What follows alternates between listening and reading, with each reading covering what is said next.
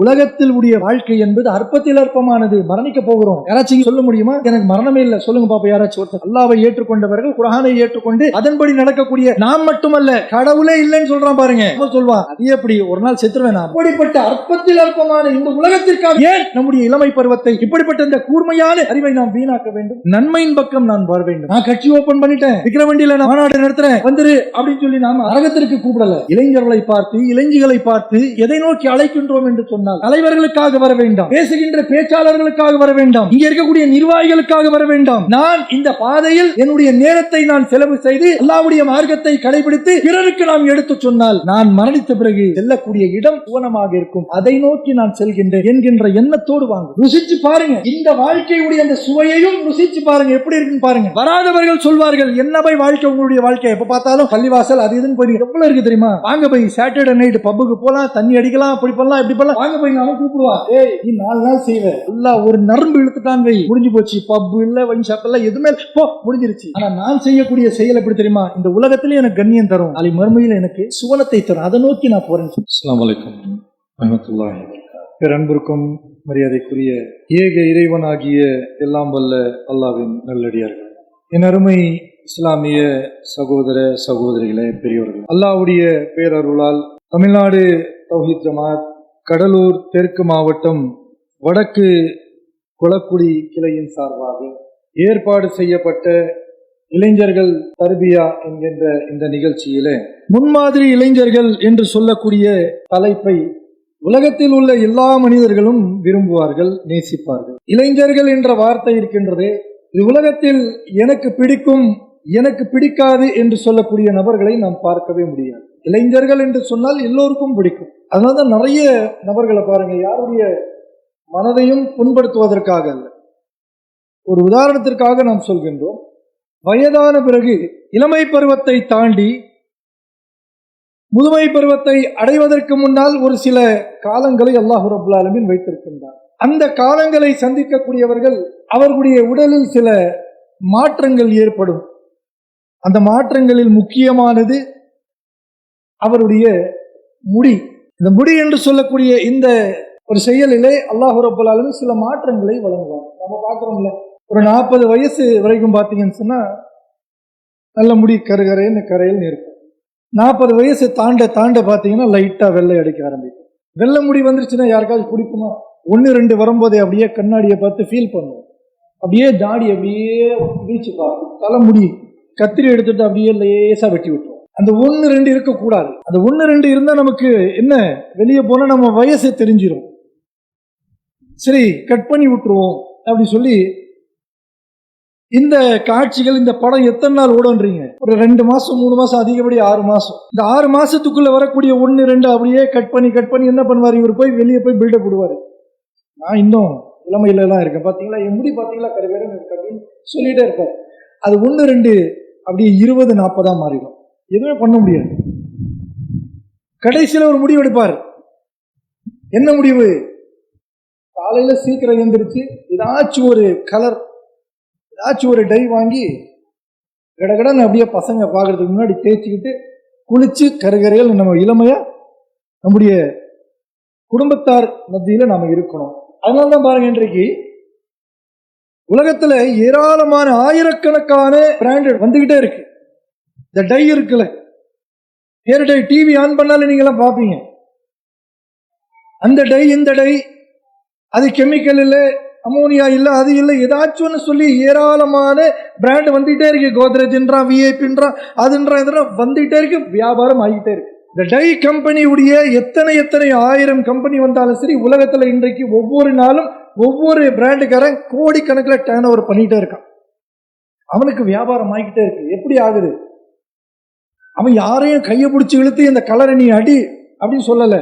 நாமளா போய் நின்று எனக்கு அந்த பர்கண்டி கலர் கொடுங்க, அந்த ப்ரௌன் கொடுங்க, இந்த நம்பர்ல இருக்கக்கூடிய டையை கொடுங்க அப்படின்னு சொல்லி என்ன பண்ணுவோம்? அதுல ஷாம்பு வருதா, அது வருதா, அப்படியே தடவிட்டு 5 நிமிஷத்தை மாப்பிள்ளை மாதிரி ரெடி ஆயிடும். எதுக்கு? ஏன் மறைக்க வேண்டும்?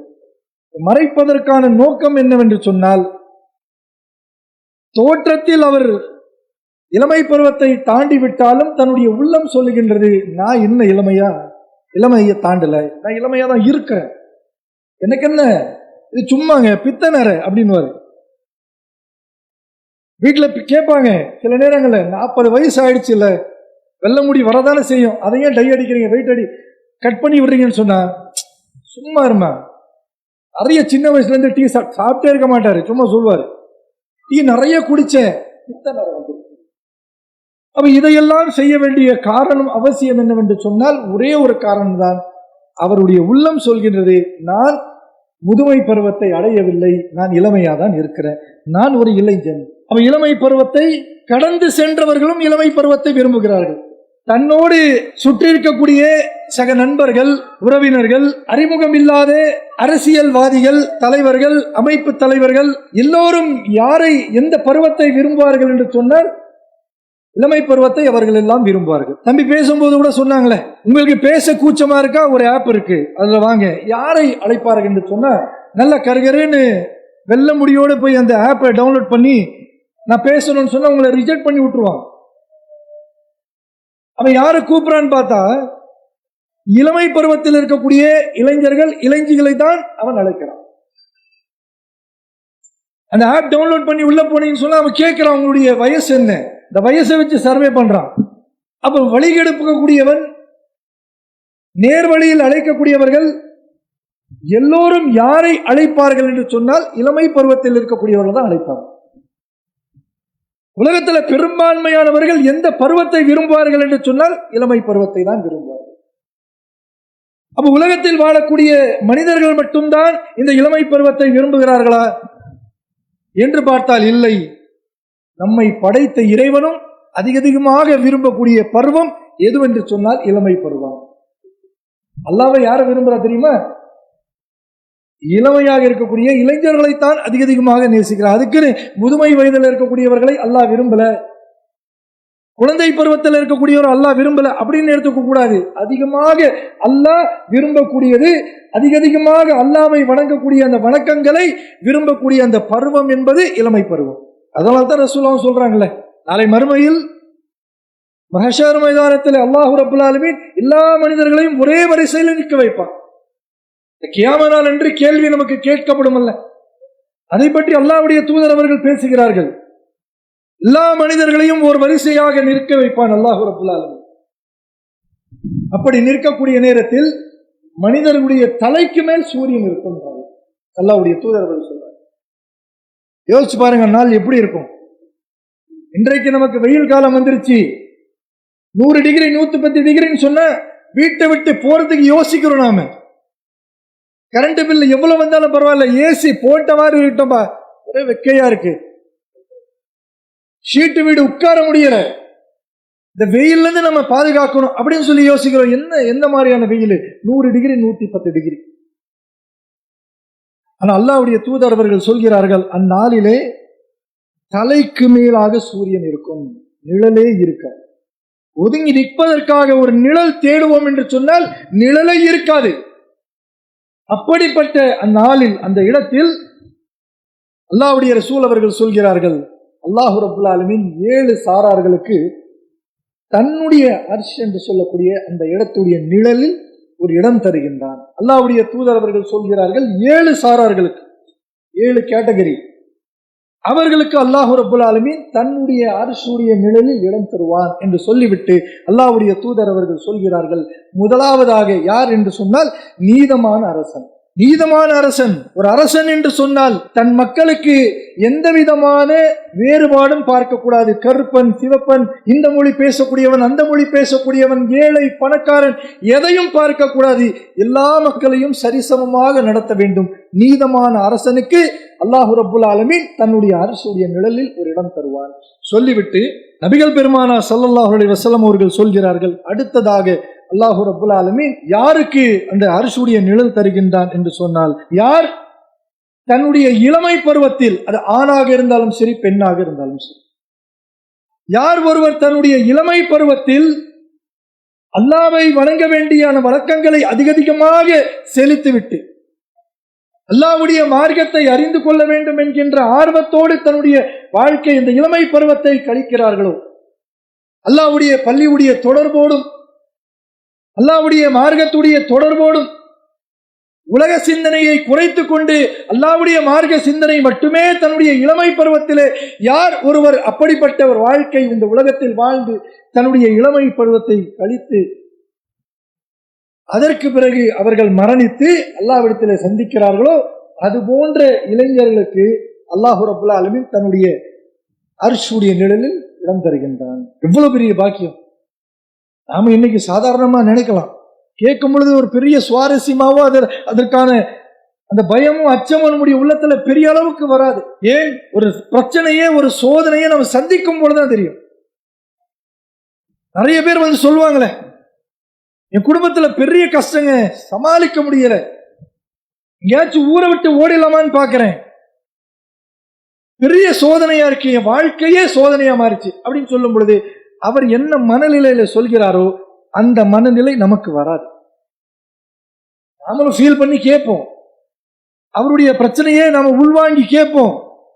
அதிகப்படியா நம்ம என்ன செய்வோம், அவர் பேசக்கூடிய 5 நிமிடம் 10 நிமிடம் நாமளும் அவரை போலவே தன்னுடைய சிரிப்பை எல்லாம் அந்த மகிழ்ச்சியெல்லாம் அடக்கி கொண்டு அவருடைய பிரச்சனைகளை உள்வாங்கி கொண்டு சரி போங்க, அல்லாஹ்வுக்காக நாம உங்களுக்காக அல்லாஹ்வுக்கு துஆ செய்வோம் அப்படின்னு சொல்லி பேசி அனுப்புவோங்க. தவிர அவர் படுகின்ற அந்த கஷ்டத்தை 100% நாம் அதை புரிந்து கொள்வோமா, அதை போல நாமளும் இருப்போமா என்று கேட்டால் கிடையாது. அவரவருக்கு வரக்கூடிய நிலையில் தான் அந்த பிரச்சனைகள். அப்ப அன்றைய தினம் அல்லாஹ் ரப்பல் ஆலமீன் நமக்கு அந்த வரிசையில் நிற்க வைக்கக்கூடிய நேரத்தில் நிழலை தேடுவோம், இருக்காது. ஆனால் அல்லாஹ் ரப்பல் ஆலமீன் இந்த பருவத்தில் அல்லாஹ்வுக்காக தன்னுடைய வாழ்க்கை யாரெல்லாம் வாழ்ந்து மரணிக்கிறார்களோ அவர்களுக்கு அல்லாஹ் ரப்பல் ஆலமீன் இடத்தை தருவான் பாருங்க.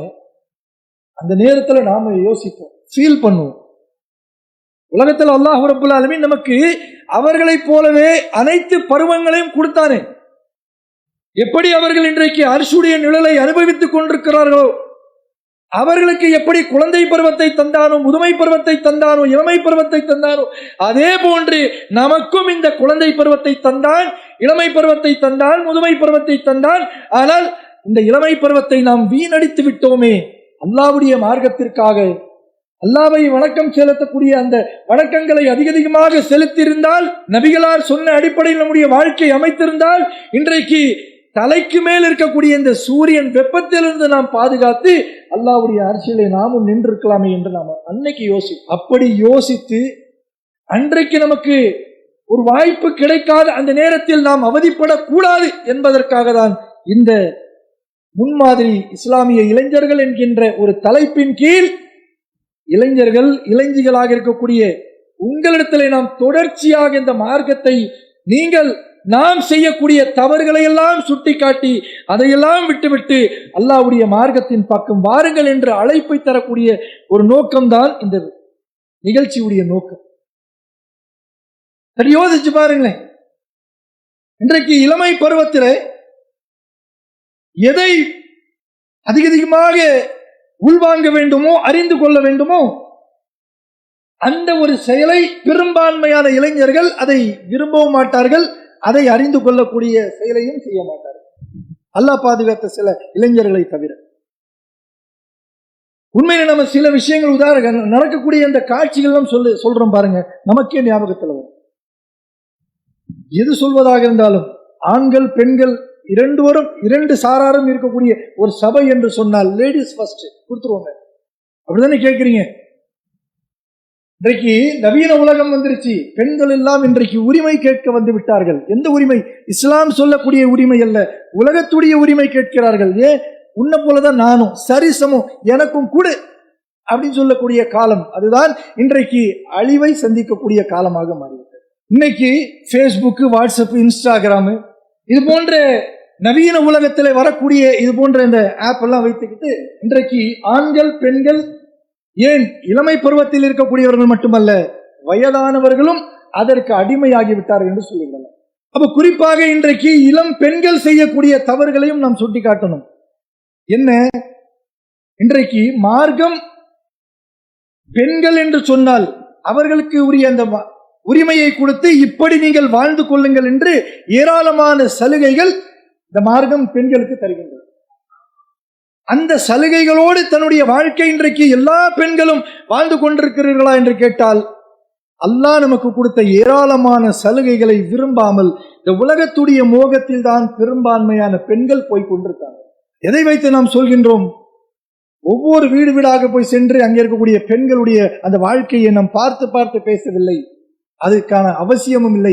ஏன் என்று சொன்னால் அவர்கள் என்ன செய்கிறார்கள், எதை விரும்புகிறார்கள் என்று அவர்களே இன்றைக்கு உலகத்திற்கு காட்சிப்படுத்தக்கூடிய காலத்தில் தான் வாழ்ந்து கொண்டிருக்கிறோம்.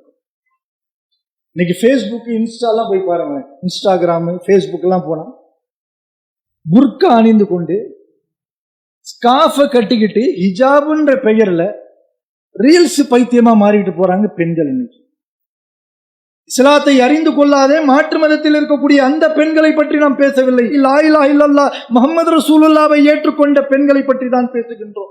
ரீல்ஸ் பைத்தியமாகி விட்டார்கள். எப்படிப்பட்ட ரீல்ஸ்? யார் மகரம் இல்லாத உறவு என்று தெரியாமலே யாரோ ஒருத்தன் பாடி ஒரு பாட்டு அனுப்புவான். அது எந்த ஆப்ல இருந்து எடுக்கிறாங்க நமக்கு தெரியாது, அல்லாஹ் பாதுகாக்கணும். யாரோ ஒருத்தன் பாடுவான், அவன் பாதி பாட்டு பாடி அனுப்புனா இந்த அம்மா எடுத்துரும். அந்த ஃபேஸ்புக்ல அந்த பாட்டுக்கு பாட்டு ஓடிட்டு இருக்கு. என்னது? யாரோ ஒருத்தனை பார்த்து அவன் கேட்பான், நலம் நலம் அறியாவல்.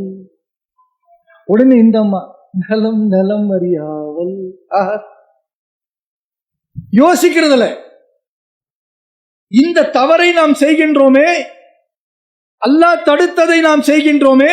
இந்த தவறுக்காக, இந்த செயலுக்காக அல்லாஹ் ரப்புல் ஆலமீன் நாளை நரகத்துடைய நெருப்பில் போட்டுவிட்டு அல்லாஹ் கேட்பான், என்ன பதில் சொல்வீங்க? புலம்பும், யா அல்லாஹ் தோலெல்லாம் சுருங்கிருச்சு, எதுவுமே இல்லை உடம்புல, அப்படியே போச்சு எல்லாமே. அப்படியா? மறுபடியும் தூக்கு, மறுபடியும் தோலை போத்தி விடு, ட்ரெஸ்ஸை மாத்தி விடுற மாதிரி எல்லாம் தோலை மாத்தி விடுவோம். இது போன்ற பாவமான காரியங்கள் செய்து நாளை மறுமையில் நரகத்திற்கு சென்று விடக்கூடாது. இஸ்லாம் தந்த கண்ணியத்தோடு நமக்கு கொடுத்த அந்த உரிமையோடு இந்த உலகத்தில் வாழ்ந்து மறைக்கக்கூடியவர்களாக இருக்க வேண்டும். இன்றைக்கு உலகத்துடைய உரிமை நமக்கு வேண்டும் வேண்டும் என்று சொல்லி இன்றைக்கு அல்லாஹ் பாதுகாத்த சில பெண்களை தவிர, இளைஞர்களை தவிர ஏராளமான இளைஞர்கள் இன்றைக்கு எந்த நிலையில் நிற்கிறார்கள் என்று சொன்னால், சமீபத்தில் ஒரு வீடியோ வைரல் ஆச்சு. என்ன வீடியோ? இன்றைக்கு ஒரு கூத்தாடி ஒரு கட்சி ஆரம்பிச்சிருக்கிறார்.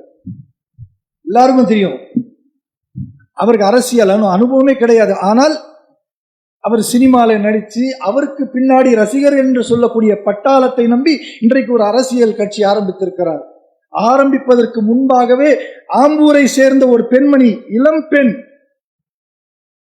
ஆம்பூரை சேர்ந்த ஒரு இளம் பெண் அந்த கட்சியில் இணைந்து அந்த பெண் என்ன உலகத்திற்கு செய்தி சொன்னார்கள் என்று சொன்னால், நான் ஒரு இஸ்லாமிய பெண், இந்த கட்சியில் இணைந்து இஸ்லாமிய பெண்களுக்கும் ஆண்களுக்கும் நான் இஸ்லாத்திற்கும் பாதுகாப்பாக ஒரு அரணாக அவர்களுடைய உரிமையை நான் மீட்டு தரக்கூடிய ஒரு பெண்மணியாக, வீர பெண்மணியாக இருப்பேன் என்று சொல்லிதான் அந்த கட்சியில இணைந்தார்.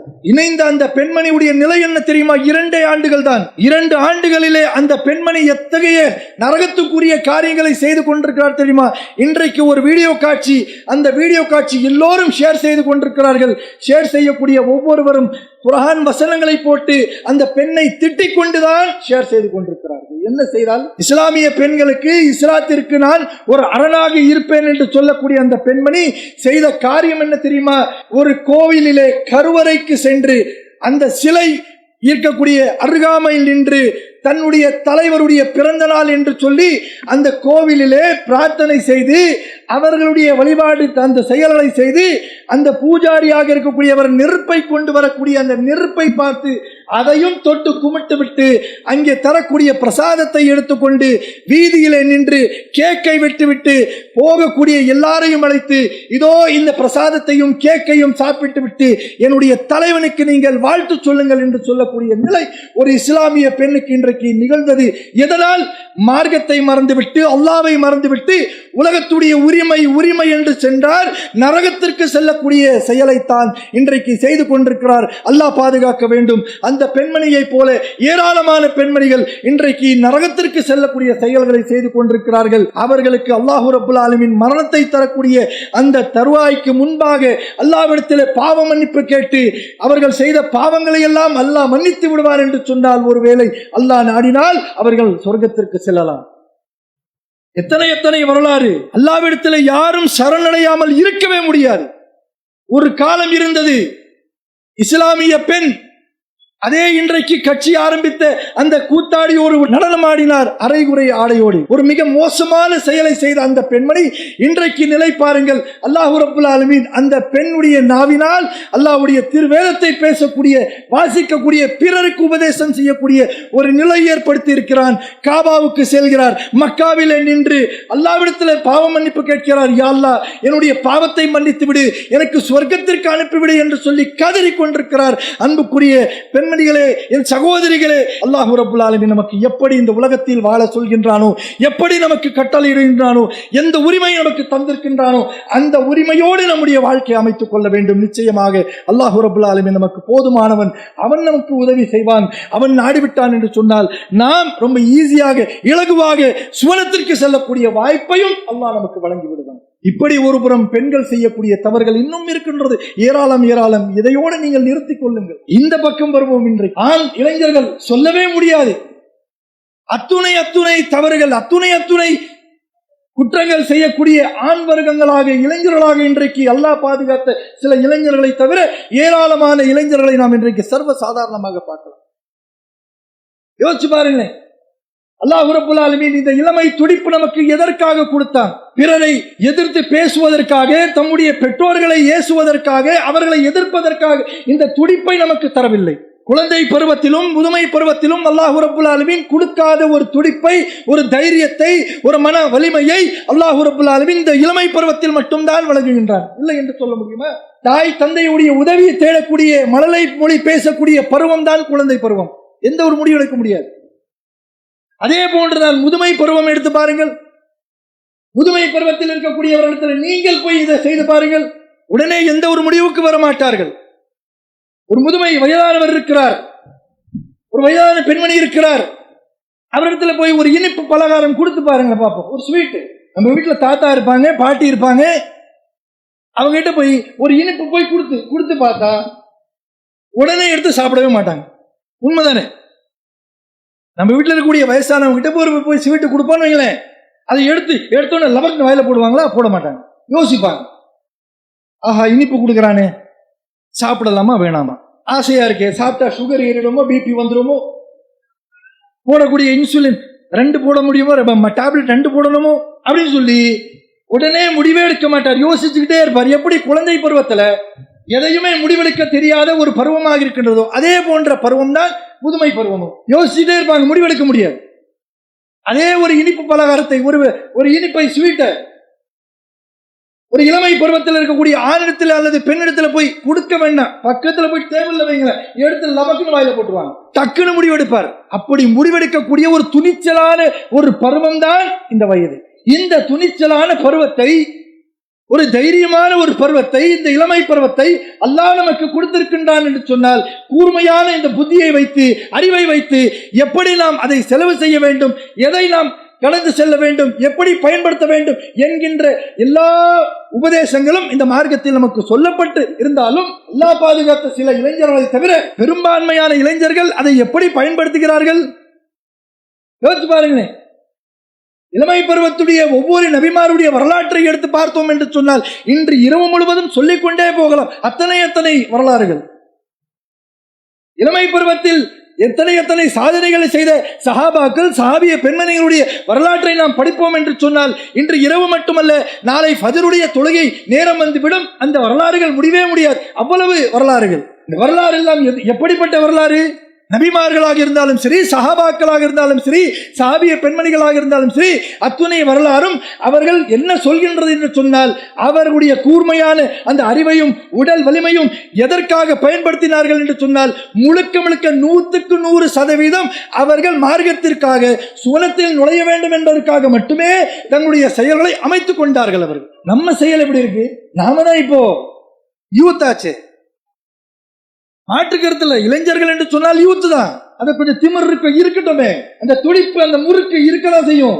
ஆனால் அந்த துடிப்பு, அந்த பருவம் அனைத்தையும் எதிலே நாம் பயன்படுத்த வேண்டும், இதுதான் நாம் யோசிக்கணும். ஒவ்வொரு காலத்திலும் ஒவ்வொரு விதமான நவீன கருவிகள் வந்து கொண்டே இருக்கும். 19 கிட்ஸ் சொல்றோம்ல, அவங்ககிட்ட போய் கேட்டு பாருங்க, உங்க காலத்துல என்ன புதுசா கண்டுபிடிச்சாங்க, என்ன வந்தது, அந்த காலத்துல என்ன நவீனமாக வந்தது என்று கேட்டு அவர் சொல்வாரு அவருடைய காலத்துடைய. எங்க காலத்துல இப்போ இருக்கிற மாதிரி செவுத்துல ஒட்டி இருக்கிற மாதிரி இந்த எல்இடி எல்சிடி இந்த மாதிரி எல்லாம் டிவி கிடையாதுப்பா. அவர் சொல்வார், இவ்வளோ பெரிய டிவி, அதுக்கு ஒரு சூட்கேஸ் மாதிரி ஒரு டோரு, அதுதான் பெரிய விஷயம். நம்ம வீட்டுல மட்டும்தான் டிவி இருந்தது, மஹல்லாவில் யார் வீட்லயும் கிடையாது. வெள்ளிக்கிழமை மட்டும் ஒளியும் பாட்டு போடுவான். ஊர்ல இருக்கக்கூடிய எல்லாருமே நம்ம வராண்டால வந்து உட்கார்ந்துருவாங்க.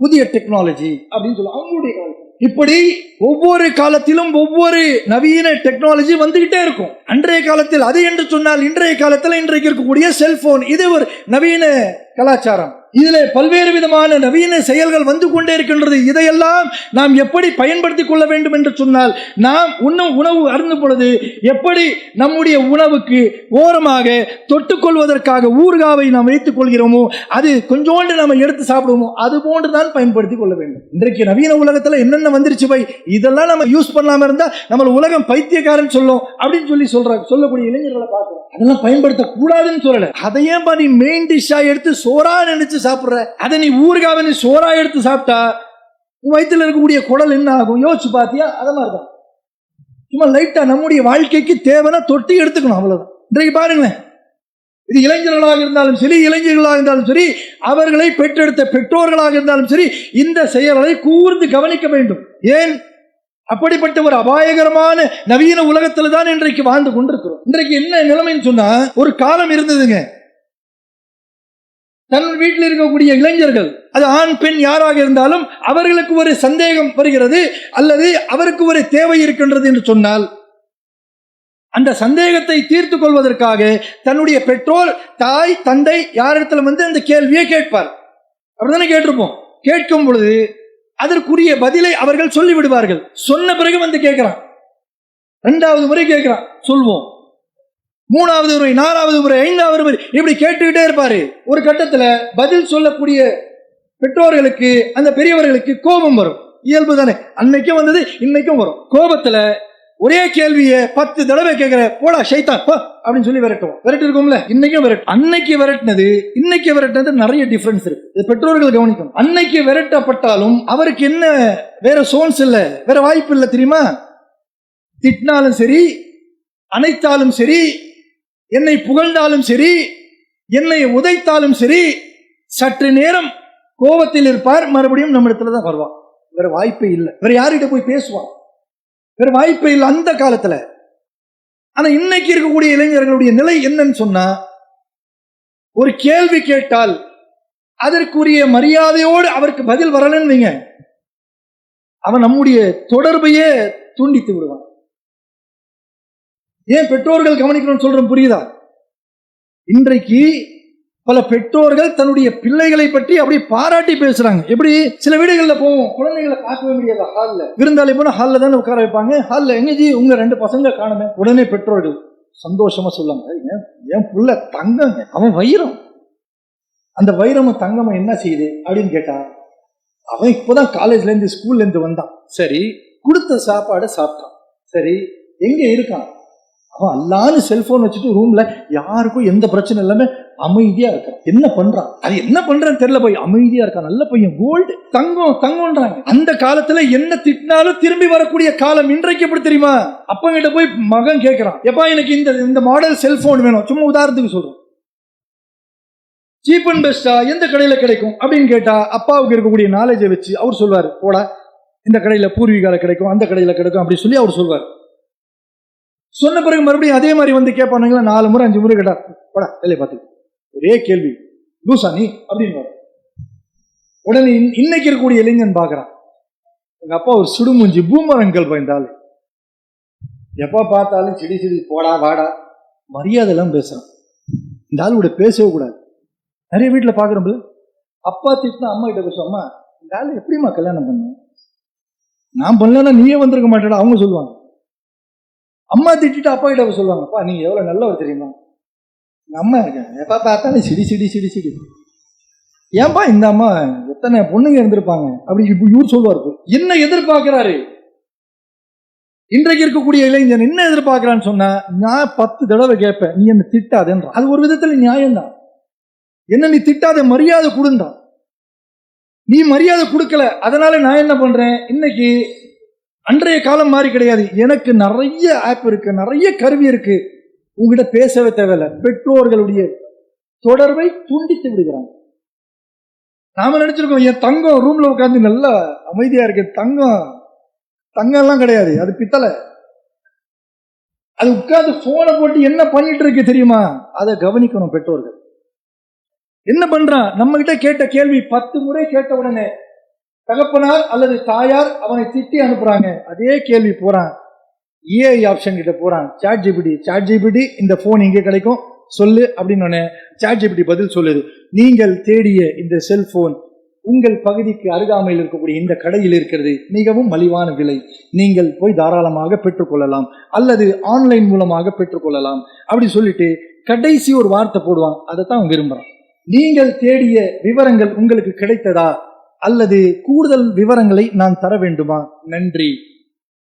இந்த மரியாதை எதிர்பார்க்க 10 தடவை போடுறான், 100 தடவை போடுறான், 101வது முறை கேட்டாலும் அந்த கருவி சொல்லக்கூடிய வார்த்தை நன்றி. அவன் பார்க்கிறான்.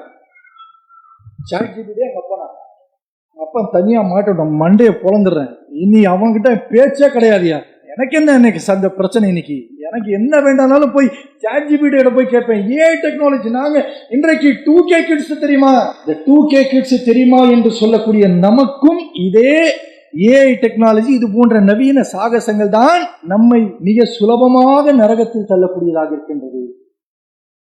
அப்படி தள்ளிவிடக் கூடாது என்பதற்காக பெற்றோர்களாக இருக்கக்கூடிய நாம் அவர்களை கூடுதல் கவனிக்கக்கூடிய காலத்தில் இன்றைக்கு வாழ்ந்து கொண்டிருக்கிறோம். அவனிடத்தில் இருக்கக்கூடிய அந்த செல்போனை அவனாக கீழே வைத்து அவனாக திருமறை குர்ஆனை எடுத்து புரட்டி பார்க்கக்கூடிய ஒரு நிலை உருவாக்க வேண்டும். அதில் மிக முக்கியமான பங்கெடுக்கக்கூடியவர்கள் பெற்றோர்கள். அடுத்தபடியாக தான் நாம். இன்றைக்கு இந்த ஏஐ டெக்னாலஜி கண்டுபிடிச்சவன் எத்தனை பேருக்கு தெரியும் தெரியல. ஏஐ டெக்னாலஜி கண்டுபிடிச்சவன் இன்னைக்கு ரிசைன் பண்ணிட்டு போயிட்டான். எத்தனை பேருக்கு தெரியும்? ரிசைன் பண்ணவன் வெளியே வந்து பேட்டி கொடுக்குறான், மீடியா சேனலுக்கு. என்ன பேட்டி கொடுக்குறான் தெரியுமா? நான் தான் கண்டுபிடிச்சேன்.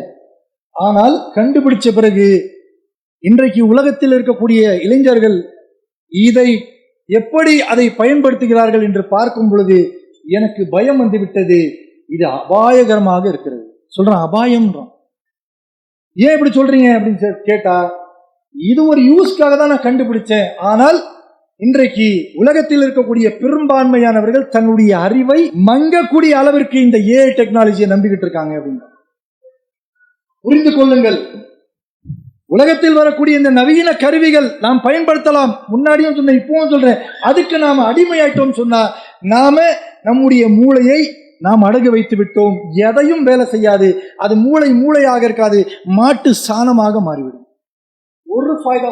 இப்படிப்பட்ட அல்லாஹ் கொடுத்த அந்த கிஃப்டை, அந்த பொக்கிஷத்தை வீணடிப்பதற்காகத்தான் இந்த டெக்னாலஜி பின்னாடி நம்ம போயிட்டு இருக்கோமா? யோசிச்சு பாருங்க. உண்மையிலேயே இதெல்லாம் பயன்படுத்தணும். எப்போ நமக்கு தேவைன்னா யூஸ் பண்ணிட்டு வச்சோம். திருமறை குர்ஆனை எடுத்து தேடி பாருங்கள். நமக்குள் ஏதேனும் ஒரு சந்தேகம் ஏற்படுகின்றது, குர்ஆனை புரட்டி பாருங்கள். அது நீங்க குர்ஆனை புக்காவும் எடுக்கலாம் அல்லது போன்ல இருக்கக்கூடிய ஆப்போ எடுக்கலாம். எடுத்து சந்தேகத்தை தேடி பாருங்க. ஒரு சந்தேகத்திற்கு குர்ஆனுக்குள்ள நீங்க போவீங்க, அல்லாஹ்வுடைய மார்க்கத்துடைய தொடர்புக்குள்ள போவீங்க. அந்த சந்தேகத்திற்கான பதில் தேடி நீங்கள் வெளியே வரக்கூடிய நேரத்தில் அந்த பதில் மட்டுமல்ல, பல்வேறு விதமான தகவல்களோடு நீங்கள் அல்லாஹ் எப்படி விரும்புகின்றானோ அது போன்ற ஒரு புத்துணர்ச்சியோடு வெளியே வருவீர்கள். அல்லாஹ் அதைத்தான் நமக்கு சொல்றான். நீங்கள் சிந்திக்க மாட்டீர்களா? அல்லாஹ் அதிகமா அடிக்கடி குர்ஆன்ல பயன்படுத்தக்கூடிய வார்த்தை, நீங்க சிந்திக்க மாட்டீங்களா? உனக்கு கொடுத்திருக்க அறிவு, அல்லாஹ் அறிவை கொடுத்திருக்கான். எதுக்கு? நீ சிந்தி, என்னுடைய வசனங்களை படி, நீ யோசிச்சு பார், யோசிச்சு ஒரு முடிவுக்கு வாழ்றான்ல. ஆனா நாம என்ன பண்றோம்? அதே வசனத்தை போய் சாட் ஜிபிடிக்கு போய் இது வசனத்துக்கு பொருள் சொல்லு அப்படின்னு சொல்லி அவன் சொல்றத அப்படியே நம்ம வாந்தி எடுத்து போயிட்டே இருக்கோம்.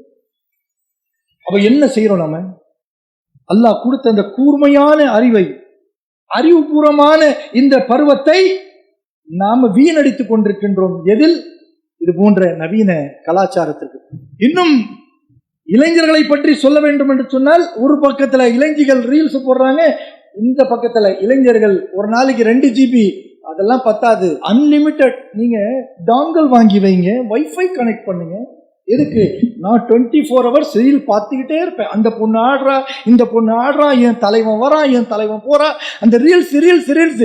அவங்க டான்ஸ் ஆடுற பைத்தியம், இங்க ரீல்ஸ் பார்க்கிற பைத்தியம். 1 மணி நேரம் 2 மணி நேரம் ஃபேஸ்புக், ட்விட்டர், இன்ஸ்டாகிராம் சொல்லி ரீல்ஸ் பார்த்து பார்த்து பார்த்து 1 மணி நேரத்துக்கு பிறகு நம்முடைய அந்த அறை, அந்த ரூமுடைய கதவை தட்டுனா திடீர்னு பைத்தியக்கார மாதிரி பார்க்கறான். என்னன்னு புரியல, ஷாக் ஆயிடுறான். அம்மா கேட்கறாங்க, அப்பா கேட்கறாங்க, டேய் என்னடா ஆச்சு? இல்லம்மா போனே பார்த்துட்டு இருந்தேன்னா திடீர்னு பேய் வந்துருச்சு.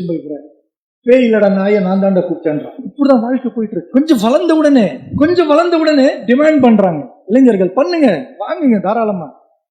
சரி, தந்தை இடத்துல போய் டிமாண்ட் பண்றாங்க, நான் காலேஜுக்கு போகணும், அல்லது நான் ஜாபு, எனக்கு வேலை கிடைச்சிருச்சு போகணும், எனக்கு ஒரு 2 வீலர் வாங்கி கொடுங்கன்றான். அப்பா பாக்குறாரு, இத்தனை வருஷமா என் புள்ளைய நான் வளர்த்துட்டேன், கடைசி 2 வீலர் கேட்கிறான். இதுக்கப்புறம் அவனே சம்பாதிச்சிருவான். வயிற்ற கட்டி வாயை கட்டி கடனை வாங்கி இருக்கிற அம்மா கழுத்துல காதல இருக்கக்கூடிய நகையெல்லாம் கழட்டி போய் வித்து அது ஒரு பைக் வாங்கி கொடுத்தலாம் அப்படின்னு பார்த்தா அங்கே போய் ஒரு ட்விஸ்ட் வைப்பாரு. பா, எனக்கு இந்த 80,000 ரூபாய் 90,000 ரூபாய் 4 கீரு 3 கீரெல்லாம் பத்தாது, எனக்கு 250 சிசி வேணும். ஏன் ஈசலா நீ 250 சிசி வாங்கி படபடன்னு ஓடுவேன். ஈசலை பார்த்துருக்கோம்ல, திடீர்னு ஈசல் வரும், 10 நிமிஷம் 5 நிமிஷம் தான், படபடான்னு குதிக்கும், அப்புறமா செத்து போயிடும். அந்த மாதிரி ஒரு 250 சிசி 300 சிசி தான் வேணும்னு சொல்லி வாங்குவாரு. அப்படியே குதிப்பாரு. கேட்கும் போது அப்பா கிட்ட என்ன சொல்வாரு, எனக்கு 2 வீலர் வாங்கி தாங்குவாரு. வாங்கி கொடுத்த பிறகு அந்த 2 வீலர் 1 வீலர் ஆக்கிடுவாரு. சிங்கிள் வீலர், ஒன்னு ஃப்ரண்ட் தூக்குவான் இல்ல பேக் தூக்குவான். ஏண்டா இப்படி பண்ற அப்படின்னா, என் வண்டி என் வீடு நான் தூக்குவேன், உனக்கு என்ன, நீ பூமர் அங்கிள் வாய மூடிட்டு போ, அட்வைஸ் பண்ணாது அப்படின்னு நடக்குதா இல்லையா? இதையெல்லாம் உலகத்துடைய மோகம். உலகத்துடைய மோகத்தில் நாம் விழுந்து விட்டோம் என்று சொன்னால் அதன் மூலமாக நாம் பாதிக்கப்படக்கூடிய, நமக்கு வரக்கூடிய அடுத்த வாழ்க்கை மிக கொடூரமான வாழ்க்கையா இருக்கும். எனக்கு நிறைய போய் பாருங்க பசங்க, ஒவ்வொரு ஹாஸ்பிட்டல்ல, கவர்மெண்ட் ஜிஹெச் ஹாஸ்பிட்டல்ல போய் ஒவ்வொரு ஹாஸ்பிட்டல்ல ஆக்சிடென்ட் செக்ஷன், எங்க விபத்துக்குரிய செக்ஷன் போய் பாருங்க. இளமை பருவத்தில் இருக்கக்கூடிய இளைஞர்கள் வாய் பேச முடியாம பல்லெல்லாம் விழுந்து போக்கா யாவுக்காங்க. என்ன பாய்க்கு பைக்கு ஓட்டலாம் பாய், அப்படியே ஆக்சிடென்ட் ஆச்சு, பல்லெல்லாம் போச்சு பாய், இனிமேல்ட்டு நீ பண்ண எல்லாம் போச்சு. ஒரு கால் போச்சு போய், ஒரு காய் போச்சு போய், இனிமேல்ட்டு நான் பண்ண மாட்டேன். ராசா நீ பண்ணாலும் ஒன்னும் நடக்க போகுது, இனிமேல்ட்டு காலையில வீட்டுல தான் உட்காரணும், உன்னதான் நான் தள்ளிட்டு போகணும். அப்ப அந்த இளமை பருவத்தை எப்படி நாம் பயன்படுத்துகின்றோம் என்று சொன்னால், உலகம் உலகம் உலகம் உலகம் என்று சொல்லி நரகத்திற்கு செல்லக்கூடிய அந்த செயலைத்தான் இந்த கூர்மையான அந்த அறிவை வைத்து, அல்லாஹ் கொடுத்த இந்த பொக்கிஷத்தை வைத்து இன்றைக்கு பெரும்பான்மையான இளைஞர்கள் தன்னுடைய செயல்களை அமைத்துக் கொண்டிருக்கிறார்கள். இதுல நமக்கு பொறாமை இல்லை கண்ணா. சில பசங்க சொல்லுவாங்க, இவங்களுக்கு வயசாச்சு பேசுறாருல, இவருக்கும் தாடியில நல்லா வெள்ள முடி வந்துருச்சு, இவரும் எப்படி பார்த்தாலும் 40+ இருப்பாரு, அவரு பொறாமை கிடையாது. நாளை மறுமையில் அல்லாஹ் ரப்பல் ஆலமீன் என்னை சொர்க்கத்திற்கு அனுப்புவான் என்று சொன்னால் அதே சொர்க்கத்தில் நீங்களும் வர வேண்டும் என்கின்ற ஆசையோடு, இந்த ஆசையோடு தான் உங்களுக்கு நாம் உபதேசம் செய்து கொண்டிருக்கிறோம். எல்லாரும் சொல்றது கிடையாது, சிலர் அப்படி நினைப்பாங்க. அவங்களுக்கு சொல்றோம், பொறாமை கிடையாது. நம்மோடு சேர்ந்து நீங்களும் சுவனத்தில் வாழ வேண்டும். அதே இளமை பருவத்தோடு நாம் அனைவரும் அங்கே வாழ்ந்து அந்த வாழ்க்கையை நாம் அனுபவிக்க வேண்டும் என்பதற்காக அழைக்கக்கூடியது. அப்படிப்பட்ட வாழ்க்கை நாம் அமைத்துக் கொள்ள வேண்டும் என்பதற்காக தான் அல்லாஹ் ரப்பல் ஆலமீன் நமக்கு கூர்மையான அறிவை கொடுத்திருக்கிறான். அதை இந்த உலகத்திற்காக நாம் வேஸ்ட் பண்ணக்கூடாது, வீணடித்து விடக்கூடாது. எப்படி நம்முடைய முன்னோர்கள் அல்லாஹ் ரப்பல் ஆலமீன் கொடுத்த இந்த இளமை பருவத்துடைய அந்த துடிப்பையும் கூர்மையான அறிவையும் அவர்கள் பயன்படுத்தி கொண்டார்களோ, அந்த வரலாற்றை அறிந்து கொண்டு அதுவே போன்றுதான் இளைஞர்களாக யாராக இருந்தாலும் அது போன்ற செயல்களை நாம் அமைத்துக் கொள்ள வேண்டும். சற்று திருமறை குர்ஆனை புரட்டி பாருங்கள், நபிகளார் ஒவ்வொரு நபிமாருடைய வரலாற்றை படித்து பாருங்கள். அதிலே குறிப்பாக இப்ராஹிம் நபி அலைஹிஸ்ஸலாத்து வஸ்ஸலாம் அவருடைய வாழ்க்கை சற்று பாருங்கள். நபிமார்களுக்கே முன்மாதிரியாக இருக்கக்கூடிய இப்ராஹிம் நபி அவருடைய வரலாற்றை புரட்டி பாருங்கள். எத்தனை சோதனை அவருடைய வாழ்க்கையில் திருமறை குர்ஆன் பேசுகின்றது. அதிகமாக இப்ராஹிம் நபி சந்தித்தது எதுவென்று சொன்னால் சோதனை. இளமை பருவத்தில் சோதனை, திருமணம் முடிந்த பிறகு சோதனை, பிள்ளை பிறக்கிறது சோதனை, முதுமை பருவத்திலும் சோதனை. யார்? அல்லாஹ் சொல்கின்றான். நாம் இப்ராஹிம் நபி அலைஹிஸ்ஸலாத்து வஸ்ஸலாம் என்று சொல்கின்றோம். அல்லாஹ் சொல்லும் பொழுது சொல்கின்றான், கலீலுல்லா, என்னுடைய நண்பன். இப்ராஹிம் நபியை அல்லாஹ் சொல்லும் பொழுது என்னுடைய நண்பன் என்று சொல்லுகின்றான். இன்னா இப்ராஹிம வகான உம்ம, இப்ராஹிம் ஒரு சமுதாயம் என்று சொல்கின்றான். யாரை பார்த்து? ஒரு கூட்டத்தை பார்த்து சொல்லவில்லை. ஒற்றை மனிதனாக இருக்கக்கூடிய இப்ராஹிம் நபி அவர்களை பார்த்து அல்லாஹ் சொல்கின்றான், இன்னா இப்ராஹிம வகான உம்ம, இந்த இப்ராஹிம் ஒரு சமுதாயம் என்று சொல்கின்றான். நான் கட்டுப்பட சொல்வேன். அடுத்த நொடியிலே எந்த ஒரு கேள்வி கேட்காமல் இப்ராஹிம் நபி அவர்கள் சொல்வார்கள், அஸ்லம் தூ, நான் என்னை படைத்த இறைவனுக்கு நான் கட்டுப்பட்டேன் என்று சொல்லக்கூடிய தன்மை இப்ராஹிம் நபி இடத்துல எந்த பருவத்தில்? நாம் பேசுகின்ற இந்த சபைக்கு பொருத்தமான இளமை பருவத்தில் கூர்மையான பிரச்சாரம், கூர்மையான அந்த திறமை, அல்லாஹ் கொடுத்த அந்த பொக்கிஷத்தை, அமானிதத்தை, அந்த கிஃப்டை அல்லாஹ்வுடைய தூதராக இருக்கக்கூடிய இப்ராஹிம் நபி எப்படி பயன்படுத்தலாம் தெரியுமா? நாம பயன்படுத்தணும். நம்ம அறிவு எதுல போகுது? பேஸ்புக்கை போல இன்னொன்னு வந்திருக்கு தெரியுமா உங்களுக்கு? வந்து கேட்கிறாரு. ரொம்ப முக்கியம். இன்ஸ்டாகிராம் இப்ப வேஸ்ட், அத போல இது ஒன்று வந்திருக்கு. நீங்க பிளே ஸ்டோர்ல போய் பாருங்க. ரொம்ப முக்கியம். இப்ராஹிம் நபியுடைய வாழ்க்கை. இப்ராஹிம் நபி அவர்கள் தன்னுடைய தந்தை இடத்துல போய் பேசுகிறார். எந்த பருவத்துல? இளமை பருவத்துல. இப்ராஹிம் நபி அவர்கள் அறிந்து கொண்டே போய் பேசினார். தன் தந்தை இடத்துல அல்லாஹ்வை பற்றி பேசினால் இப்ராஹிம் நபியுடைய தந்தை ஏற்றுக்கொள்ள மாட்டார் என்று அறிந்து கொண்டே போய் சொல்கிறார். தந்தை ஆசர் இடத்துல போய் சொல்கிறார், நீங்களே உருவாக்கக்கூடிய, சிற்பிக்கக்கூடிய, தயாரிக்கக்கூடிய இந்த கல்லால் செய்யப்பட்ட பொம்மை எப்படி நீங்கள் கடவுள் என்று சொல்கிறீர்கள்? இது எப்படி உங்களை படைக்கும்? இது எப்படி உங்களுக்கு வாழ்க்கை கொடுக்கும்? இது எப்படி உங்களுக்கு உயிர் கொடுக்கும்? இதுக்கே உயிர் கிடையாது, எதுவுமே கிடையாது, பேச்சு கிடையாது, செவி சாய்க்காது, எதுவுமே கிடையாது, ஒரு கல், இது எப்படி கடவுளாக முடியும் சொல்லி இப்ராஹிம் நபி அவர்கள் தன்னுடைய தந்தை ஆசர் இடத்துல போய் துணிச்சலாக கேட்கிறார். மேலும் சொல்கிறார், நீங்களும் உங்களை சார்ந்தவர்களும் நீங்கள் படைத்த இறைவன் அல்லாஹ்வுக்கு துரோகம் செய்கிறீர்கள். அல்லாஹ்வை மட்டுமே வணங்குங்கள். லா இலாஹ இல்லல்லாஹ், வணக்கத்துக்குரியவர் அல்லாஹ்வை தவிர வேறு யாரும் இல்லை என்று சொன்னார். இப்ராஹிம் நபியுடைய தந்தை ஆசர் அவர்கள் இதை கேட்டுக்கிட்டு, அப்படியாப்பா, உடனே நான் இஸ்லாத்தை ஏற்றுக்கிறேன் சொன்னார். குர்ஆன் சொல்லுகின்றது, இப்ராஹிம் நபியுடைய தந்தை ஆசர் அவர்கள் சொன்னார்கள், இதே போன்று நீ பிரச்சாரம் செய்து கொண்டு, இதே போன்று நீ பேசிக் கொண்டிருப்பாய் என்று சொன்னால் உன்னை அல்லாஹ் அடித்து உன்னை கொலை செய்து விடுவேன். இப்படி பேசக்கூடிய உனக்கு இந்த வீட்டில் இடமில்ல, கோவில் என்ன? யோசிச்சு பாருங்க இளைஞர்களே, இன்றைக்கு இப்படி நடக்க கூடாது. ஒருவேளை உதாரணத்திற்கு நாம் பேசிக் கொள்வோம் என்று சொன்னால், இப்படி விரட்டப்பட்டால் இன்றைக்கு நவீன உலகத்திலே நாம் தூங்குவதற்கு, நாம் இருப்பதற்கு பல்வேறு விதமான இடம் நமக்கு இருக்கின்றது. வீட்டை விட்டு துரத்தினா நம்ம ஒரு நைட்டு, அதுக்கு பிறகு என்னுடைய பெற்றோருடைய கோபம் குறையும், போய் பள்ளிவாசல்ல அல்லான்னு ஃபேனை போட்டு படுக்கலான்ற ஒரு ஆப்ஷன் இருக்கு. இப்ராஹிம் நபிக்கு இருந்ததா? இப்ராஹிம் நபி அவர்களை தந்தை அவர்கள் சொன்னார். எந்த சமரசம் செய்யல, பயப்படல, துணிச்சலோடு அல்லாஹ்வுக்காக வீட்டை விட்டு வந்தார். ஊர் மக்களை சந்தித்தார், அதே பிரச்சாரத்தை செய்தார். ஊர் மக்களுக்கெல்லாம் பாடம் புகுத்த வேண்டும் என்பதற்காக அவர்கள் எந்த சிலைகளை பார்த்து கடவுள் என்று சொல்கிறார்களோ, ஒரு சமயம் கிடைத்தது. அந்த சிலைகளில் ஒரே ஒரு சிலையை, பெரிய சிலையை விட்டுவிட்டு மற்ற சிலைகளை எல்லாம் உடைத்து தூள் தூளாக்கி விட்டார். எல்லோரும் வந்து பார்க்கிறார்கள், சிலைகள் எல்லாம் தூள் தூளாகி விட்டது, மண்ணோடு மண்ணாகி விட்டது. யார் செய்தார்? அதிலே ஒருவர் சொல்கிறார், இது வேற யாரும் கிடையாது, இப்ராஹிம் தான். கூப்பிட்டு கேளுங்க அப்படின்னு சொல்லும் பொழுது, இப்ராஹிம் நபியுடைய கூர்மையான பிரச்சாரம். நான் எப்படி, என்னையே கேட்குறீங்க? நானும் கையில கோடாரி வச்சிருக்கேன், நீங்க கடவுள் சொல்றீங்களா, பெரிய சிலை, அது கையில தான் கோடாரி இருக்கு, கொடுத்துட்டு போயிடுவாரு. போய் கேளுங்க. சொன்ன உடனே அவங்களே சொல்றாங்கன்னா, காமெடி பண்றியா நீ, என்ன விளையாடுறியா நீ, அந்த சிலை எப்படி பேசும் அப்படின்னு சொன்ன உடனே இப்ராஹிம், அதான்டா நானும் சொல்லிட்டு இருக்கேன். அவர்களுடைய நாவினால் சொல்ல வைத்தார்கள். கூர்மையான தாவா சிந்தனை, அல்லாஹ்வுடைய மார்க்கத்தை கடைபிடிப்பதும் சரி, பிறருக்கு எடுத்துரைப்பதும் சரி, அப்படிப்பட்ட அந்த இளமை பருவத்தை இப்ராஹிம் நபி அவர்கள் பயன்படுத்தி கொண்டார். அப்படிப்பட்ட கூர்மையான, அறிவுபூர்வமான, திறமை வாய்ந்த பிரச்சாரத்தை இப்ராஹிம் நபி அல்லாஹ் எந்த கிஃப்டை, அறிவுத்திறனை கொடுத்தானோ அதை வைத்து சரியான முறையில் இப்ராஹிம் நபி அவர்கள் இந்த உலகத்தில் பயன்படுத்தினார். வரலாறு சொல்கின்றது, திருமறை குர்ஆனுடைய வசனங்கள். இந்த இளமை பருவம் என்பது இப்ராஹிம் நபி மட்டுமல்ல, மற்ற நபிமாருடைய வரலாறும் ஏராளமான வரலாறு. திருமறை குர்ஆனை புரட்டி பாருங்க. நாமளே சொல்லிட்டு இருந்தா எல்லாமே நம்ம கேட்டோமே, இதுக்கப்புறம் குர்ஆன் ஏன் எடுக்கணும் ஒன்று ஒரு சைத்தான் அப்படி ஒரு சிந்தனை போடுவோம். ஒரு வரலாறு சொல்றோம், எடுத்து பாருங்க. இன்னைக்கு நம்ம பேசிட்டோம், பேசுனது உண்மையா பொய்யா, தவறா பேசிருக்காரா என்னது அப்படின்னு சொல்லி நாளைக்கு குர்ஆன் எடுத்து புரட்டி பார்க்கணும். அப்படிப்பட்ட ஒரு நிலை நம்ம உருவாக்கி கொள்ள வேண்டும். அதை விட்டு ஏதோ கேட்டோம் அப்படின்னு சொல்லுவாங்களே, எதுக்கோ மேல மழை பெய்யுது அப்படின்ற மாதிரி போயிடக்கூடாது. எதை கேட்டோமோ அதன்படி நம்முடைய வாழ்க்கையை அமைத்துக் கொள்ளணும். அல்லாஹ் இவ்வளவு பாக்கியமா அரிசியுடைய நிழல் தரான், கூர்மையான அறிவு தந்திருக்கிறான். இதன் மூலமாக நன்மை, நாளை மறுமையில நமக்கு முதுமையாக நாம் மரணித்தாலும் இளமை பருவத்தை மாற்றக்கூடிய ஒரு வாய்ப்பு, இப்படிப்பட்ட ஏராளமான வாய்ப்பு மரணமே இல்லாத அந்த மறுமையுடைய வாழ்க்கையில நமக்கு தர இருக்கிறார் என்று சொன்னால், உலகத்தில் உடைய வாழ்க்கை என்பது அற்பத்தில் அற்பமானது. மரணிக்க போகிறோம். யாராச்சும் இங்க உட்கார்ந்துட்டு சொல்ல முடியுமா?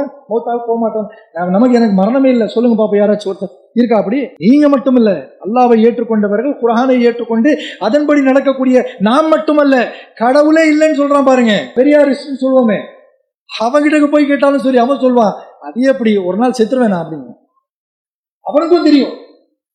அப்படிப்பட்ட அற்பத்தில் அற்பமான இந்த உலகத்திற்காக நாம் ஏன் நம்முடைய இளமை பருவத்தை, இப்படிப்பட்ட இந்த கூர்மையான அறிவை நாம் வீணாக்க வேண்டும்? அப்ப அல்லாஹ் ரப்பல் ஆலமீன் இந்த பருவத்தை நமக்கு தந்திருக்கின்றான் என்று சொன்னால் நன்மையின் பக்கம் நான் வர வேண்டும். அதை நம்ம கூப்பிடுறோம். நான் கட்சி ஓபன் பண்ணிட்டேன், விக்கிரவண்டியில நான் மாநாடு நடத்துறேன், ஏன் இளைஞ்சி ஏன் இளைஞ்சா வந்துரு அப்படின்னு சொல்லி நாம அதுக்கு நரகத்திற்கு கூப்பிடல. இளைஞர்களை பார்த்து, இளைஞிகளை பார்த்து எதை நோக்கி அழைக்கின்றோம் என்று சொன்னால் தலைவர்களுக்காக வர வேண்டாம், பேசுகின்ற பேச்சாளர்களுக்காக வர வேண்டாம், இங்க இருக்கக்கூடிய நிர்வாகிகளுக்காக வர வேண்டாம். நான் இந்த பாதையில் என்னுடைய நேரத்தை நான் செலவு செய்து அல்லாஹ்வுடைய மார்க்கத்தை கடைபிடித்து பிறருக்கு நாம் எடுத்து சொன்னால் நான் மரணித்த பிறகு செல்லக்கூடிய இடம் சுவனமாக இருக்கும், அதை நோக்கி நான் செல்கின்றேன் என்கின்ற எண்ணத்தோடு வாங்க. ருசிச்சு பாருங்க, இந்த வாழ்க்கையுடைய அந்த சுவையையும் ருசிச்சு பாருங்க, எப்படி இருக்குன்னு பாருங்க.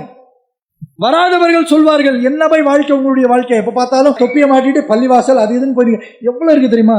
வாங்க போய் சாட்டர்டே நைட் பப்புக்கு போலாம், தண்ணி அடிக்கலாம், அப்படி பண்ணலாம் இப்படி பண்ணலாம், வாங்க போய் அவன் கூப்பிடுவான், டேய் நீ 4 நாள் செய்வ, 5 நாள் அதிகப்படியா, அல்லாஹ் ஒரு நரம்பு இழுத்துட்டான் வை, முடிஞ்சு போச்சு. பப்பு இல்ல, வைன் ஷாப் இல்ல, எதுவுமே போ, முடிஞ்சிருச்சு.